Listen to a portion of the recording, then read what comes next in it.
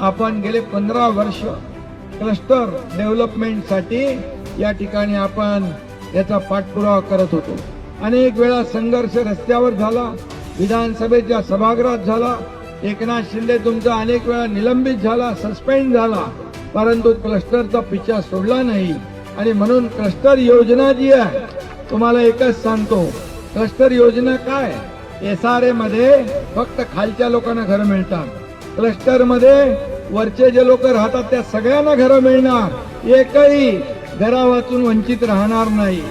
Cluster मध्ये SRA मध्ये परत एकदा सांगतो, खाली जे आहेत ग्राउंड फ्लोरला तेवढ्या लोकांनाच घर मिळणार, आणि ती पण 2011 ची ज्याची कागदपत्र असतील।